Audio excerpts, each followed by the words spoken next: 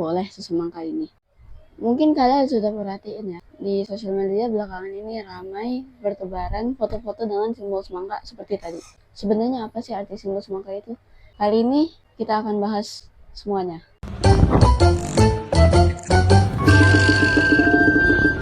Halo semuanya, saya Miftahani dan pada kali ini kita akan membahas tentang simbol semangka yang saat ini sedang ramai di sosial media dan mengungkap apa yang ada di balik simbol semangka tersebut, yaitu konflik antara Palestina dan Israel.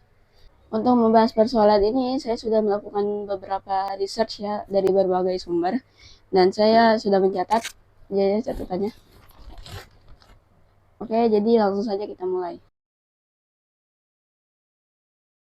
Simbol buah semangka yang terbelah saat ini sedang ramai di sosial media. Simbol semangka ini sebenarnya memiliki makna tersirat, yaitu berupa dukungan kepada negara Palestina. Kenapa harus buah semangka? Karena buah ini tumbuh di seluruh Palestina, mulai dari Jenin hingga ke Gaza. Selain itu, jika buah semangka dibelah, akan muncul warna-warna yang sama seperti bendera Palestina, yaitu ada warna merah, hijau, putih, dan juga hitam.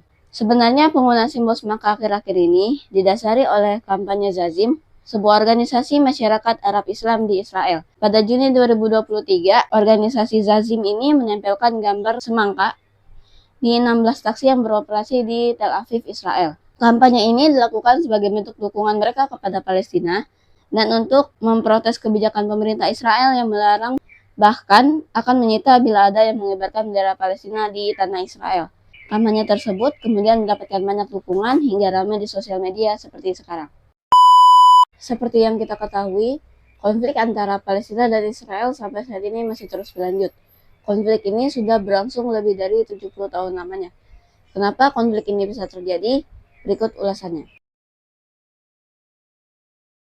Sejarah konflik ini bermula dari Perang Dunia Pertama yang berakhir dengan Inggris mengalahkan Ottoman Empire atau Kerajaan Utsmani di Turki dan menguasai Palestina.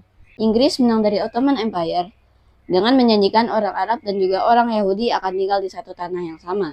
Hal itu terjadi karena adanya perjanjian Sevres pada 10 Agustus 1920 yang membuat Palestina jatuh ke tangan Inggris. Jadi Palestina yang sebelumnya berada di kekuasaan Ottoman Empire kemudian dikuasai oleh pemerintahan Inggris. Di Palestina sendiri saat itu dihuni oleh orang Arab sebagai mayoritasnya dan orang Yahudi sebagai minoritas.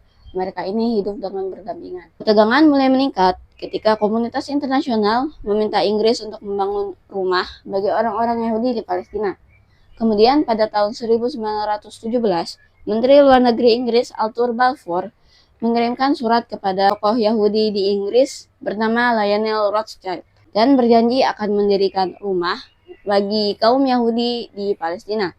Surat ini kemudian dikenal sebagai Deklarasi Balfour yang bertanggalkan 2 November 1917. 1923 sampai 1948, Inggris memfasilitasi migrasi besar-besaran orang-orang Yahudi ke Palestina yang memicu ketegangan dengan warga lokal Palestina. Kembali lagi ke tahun 1945 sampai 1947, semakin banyak orang Yahudi yang datang ke Palestina. Mereka ini mencari tempat berlindung dari kekejaman Jerman yang menyebabkan terjadinya The Holocaust.